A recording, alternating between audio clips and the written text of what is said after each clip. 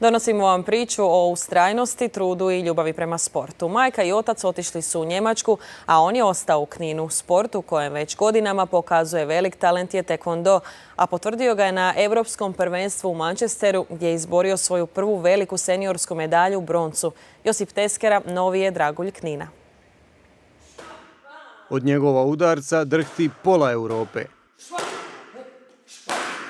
Sam protiv svih, tako se može opisati Josipov put do uspjeha. To je dečko kome već živi 2 godine bez roditelja. Roditelji su otišli trbuhom za kruhom u Njemačku, rade tamo. No Josip nije htio za njima. Ja sam rekao, dok mi god ništa ne fali, ja ću ostati ovdje i vjerovao sam da mogu uspjeti. Bilo je, a i danas bude teških trenutaka, makar se ovaj 21-godišnjak u međuvremenu potpuno osamostalio.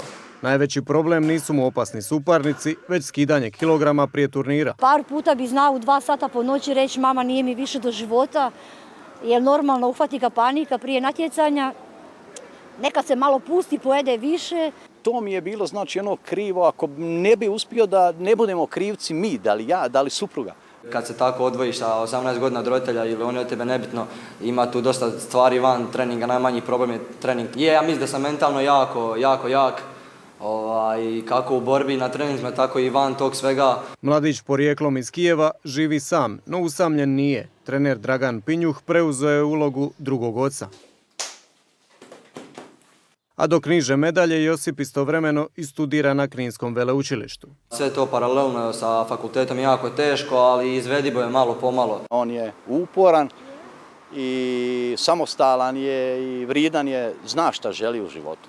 I zato na ovim uspjesima sigurno neće stati.